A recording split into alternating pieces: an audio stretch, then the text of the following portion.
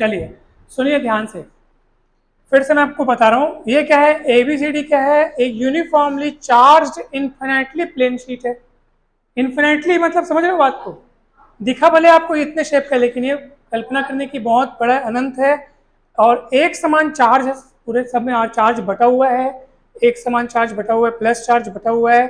यहाँ से हमने आर दूरी पर एक पॉइंट पी लिया जिस पर इंटेंसिटी की डायरेक्शन बाहर की ओर पर इस शीट के परपेंडिकुलरली बाहर की ओर उस साइड होगी, क्योंकि ये शीट, जैसे मैं आपको एग्जांपल देके बताया कि यहाँ पे देखो ये शीट आपने सब तरफ इसको चार्ज दिया हुआ है, चार्ज सब तरफ फैला हुआ है।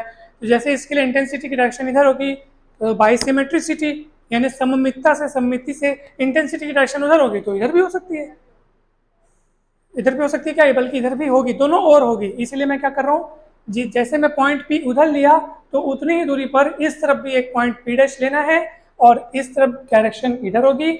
और अब आपको क्या करना है, पी से पी डैश की जो दूरी है उसको एक एक्सिस मानते हुए यानी अक्ष मानते हुए एक बंद पृष्ठ जो कि बेलनाकार रहेगा, बेलनाकार मतलब सिलेंड्रिकल शेप का एक बंद पृष्ठ का कल्पना करना है। ये ऐसे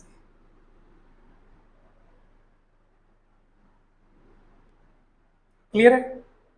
कोनो डाउट तो नहीं ना? ठीक है, अब सुनिए, बेलन का पृष्ठ बनाते ही साथ में, बेलनाकार पृष्ठ बनाते ही साथ यानी सिलेंड्रिकल सरफेस बना हम लोग जैसे बनाए, तो वापस इसमें तीन सरफेस तैयार हो गए। पहले सिलेंडर हमको ऐसे दिख रहा था, अब ऐसे दिख रहा है। सरफेस तो अब भी तीन है, पहले भी तीन थे। सिलेंडर अब ऐसे दिख रहा है, एक सरफेस ये वाला हो गया, एक सरफेस ये वाला हो गया, एक सरफेस ये वाला हो गया। अब आपको ये देखना है कि कौन कौन सा सरफेस इंटेंसिटी की डायरेक्शन में है और कौन से सरफेस की डायरेक्शन इंटेंसिटी के परपेंडिकुलर है।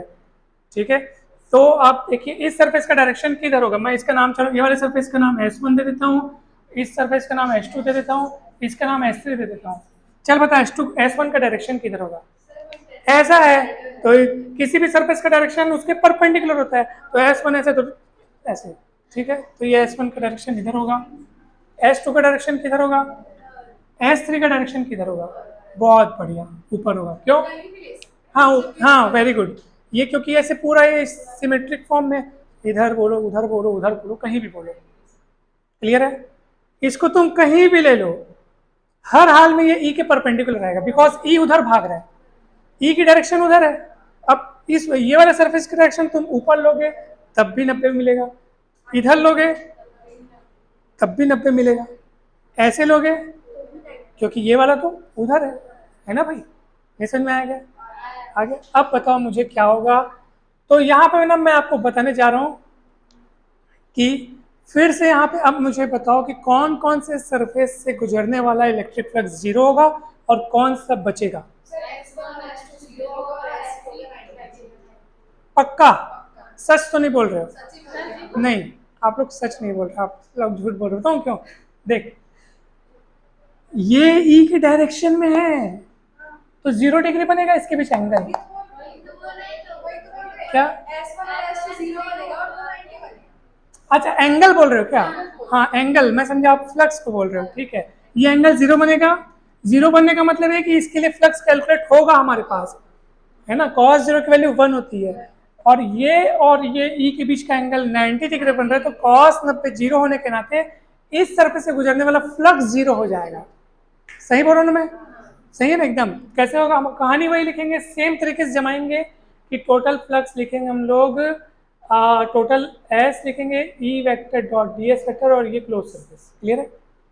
देखो याद रखना, ये क्लोज सरफेस से बना रहे हो क्योंकि आप टोटल सरफेस के लिए लिख रहे हो। जब इसको 3 टुकड़ों में बांटोगे ना तो सर्कल मत लिखना, क्योंकि ये क्लोज मतलब पूरा पैक, और पैक के 3 टुकड़े हो गए तो ये हट जाएगा। तो पिछले वाले में भी देख लो, हमने शुरुआत में ये सर्कल लगाया, बाद के 3 टुकड़े जो किए ना S1 S2 S3, उसमें सर्कल मैंने नहीं लगाया, तो 3 टुकड़े हो गए उसके। चलो ये S1 EDS और ये हट गया यहाँ से, है ना? EDS1 बोल देता हूँ मैं, और ये डॉट डॉट लगा दो क्या, कि डायरेक्ट फॉर्मूला लगाऊं?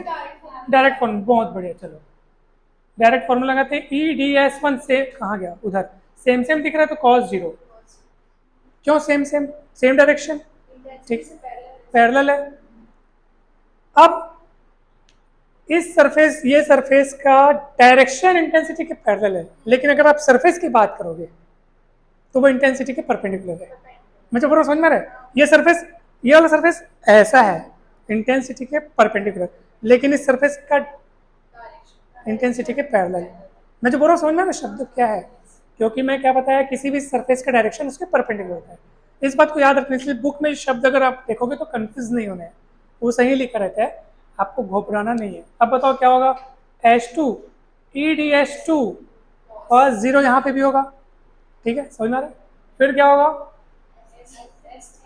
H3 EDH8, हाँ cos 90, समझ में आया कि नहीं है? 0, ये 0 हो जाएगा, ये बचेगा। अब क्या होगा बताओ, cos 0 1, cos 0 1, E बाहर निकलेगा, ये E बाहर निकलेगा, अंदर क्या बचेगा, DS1, फिर ये तो 0 हो जाएगा पूरा, ये क्या हो जाएगा, E बाहर निकलेगा, DS2 H2। What is DS, ये पूरा क्या पता है, ये पूरा ना, ये S1 ना, ये पूरे एरिया को बता रहा है, ये पूरे एरिया को, है ना? और मान लो ये एरिया कितना है A, और मान लो, और वैसे ही ये इंटीग्रेशन DS2 इस पूरे एरिया को बता रहा है। तो मान लो, नहीं तो सिलेंडर के दोनों एरिया सेम रहेंगे ना बेटा, सिलेंडर में तो ये और ये इससे सेम रहेगा ना, क्योंकि ये यूनिफॉर्मली शेप का मैंने सिलेंडर लिया है, ये और ये अलग कैसे हो सकते हैं? तो वो ये होगा, तो ये उसका एरिया बता रहा है। मैंने यहाँ पे नाम नहीं लिखा है, किनारों का नाम लिखा होता तो ABCD लिख, मैंने उसका क्या बताया, तो ये टोटल एरिया कितना है, A है, तो ये भी A हो गया, EA 2EA कितना होगा, 2EA, ये 5। डाउट है क्या?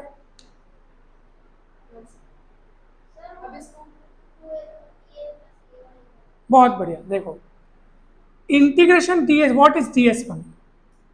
DS1 समझ जाओ कि इस सरफेस पे आपने छोटा सा टुकड़ा लिया, उसका नाम रखा DS1, लेकिन इंटीग्रेशन करने का मतलब है कि अब उस पूरे की बात कर रहे हैं, तो ये पूरे की बात करेंगे तो सर्कुलर फेस है, इसका एरिया कुछ बताना पड़ेगा, तो मैं नाम दे दिया, इसका एरिया कितना बोल दिया, A बोल दिया, इसका एरिया A बोल दिया, तो इसका A भी तो वही है सर, यूनिफॉर्म सेम मोटाई का सिलेंडर लिया तो ये भी एरिया उतना ही होगा ना सर, तो इसका एरिया भी A बोल दिया, तो ये EA 2EA, नहीं समझ में आया क्या?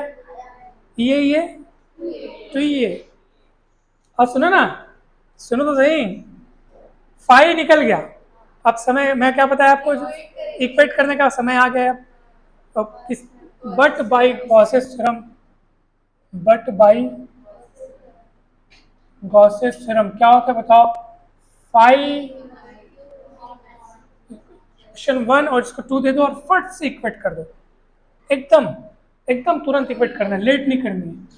बाय क्वेश्चन 1 एंड 2 क्या मिलेगा बताओ, 2EA is equals to Q by epsilon 0, so E की वैल्यू आपको मिलेगी Q अपॉन 2A एप्सिलॉन 0।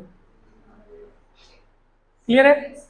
ये आपका आंसर आ तो गया है, मगर अभी ये पूरी तरीके से कंप्लीट नहीं हुआ है, कंप्लीट करेंगे। अब वो कैसे, सुनो ध्यान दो, पिछले वाले केस में हमारे पास चार्ज वायर थी, तो हम लीनियर चार्ज डेंसिटी की बात किए थे, याद है आपको? उसमें किसकी बात किए थे, रेखीय आवेश घनत्व की बात किए थे। यहाँ पे हमने एक शीट लिया है, चार्ज शीट लिया है जिसमें एरिया है, इसलिए इसमें सरफेस चार्ज डेंसिटी की बात होगी, और सरफेस चार्ज डेंसिटी यानी कि पृष्ठीय आवेश घनत्व को हम लोग सिग्मा से व्यक्त करते हैं। किससे व्यक्त करते हैं? बहुत बढ़िया, हम सिग्मा से व्यक्त करते हैं, और सिग्मा का फॉर्मूला क्या होता है, total charge upon total area, तो है नहीं, उसमें क्या लेते हैं, total length, total charge upon total length लेते थे लैम्डा में, लीनियर चार्ज डेंसिटी में, और वॉल्यूम चार्ज डेंसिटी में total charge upon total volume लेते हैं, है नहीं भाई? और क्यू का वैल्यू कितना आएगा बताओ बोला, सिग्मा ए कितना आएगा, सिग्मा ए यहाँ रखो ना, सिग्मा ए अपॉन 2A एप्सिलॉन 0, ए कटेगा, सिग्मा अपॉन 2 एप्सिलॉन 0, आपका आंसर आ गया।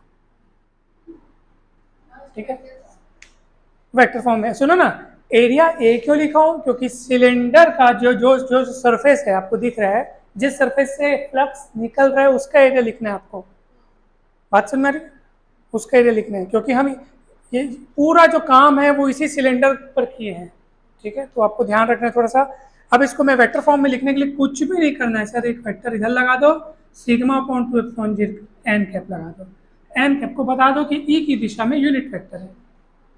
बस एक लाइन लिखनी है, एक काम करना है, डेरिवेशन कंप्लीट होता है।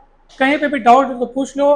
फिर से एक बार बता देता हूँ कि ये वाली आपकी बुक में ऐसे करके 3 भागों में बांट के नहीं दिया है, उसने डायरेक्ट थ्योरी के रूप में लिखा है कि इस सरफेस से गुजरने वाला इलेक्ट्रिक फ्लक्स जीरो हो जाएगा, ठीक है, क्योंकि इस सरफेस की डायरेक्शन इंटेंसिटी से परपेंडिकुलर है।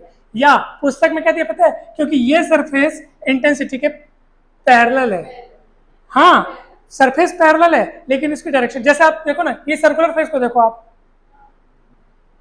देखो सर्कुलर फेस को, सर्कुलर फेस ऐसा है, ये ऐसा, तो सर्कुलर फेस ऐसा है जो कि इंटेंसिटी के परपेंडिकुलर, लेकिन अगर इस सरफेस का डायरेक्शन देखोगे तो वो इंटेंसिटी के पैरेलल है ना। तो मैं आपको अभी भी थोड़ी देर पहले बताया कि शब्दों का आप थोड़ा ध्यान रखना। जैसे कि एग्जांपल के लिए मैं बोल रहा हूँ ये सरफेस और ये इंटेंसिटी, अब बताओ सरफेस और इंटेंसिटी में क्या नाता है? सरफेस ऐसा है और इंटेंसिटी भी ऐसी है, तो सरफेस इंटेंसिटी के पैरेलल है, सरफेस इंटेंसिटी के, मगर सरफेस की डायरेक्शन, सरफेस की डायरेक्शन इंटेंसिटी के परपेंडिकुलर है, इस बात का रखना, ठीक है। तो डेरिवेशन कंप्लीट, कहीं डाउट है क्या? थ्योरी आपको इसमें पूरी लिखनी पड़ेगी, जो जो आपने शुरुआत में पूरा मानना पड़ेगा। मान लो ABCD एक यूनिफॉर्मली या चार्ज इन्फिनिटली प्लेन शीट है, उस पर कुछ दूरी पर बिंदु लिया, ये किया, सिलेंडर की कल्पना किया, ये सब लिखना पड़ेगा आपको, ठीक है। ओके।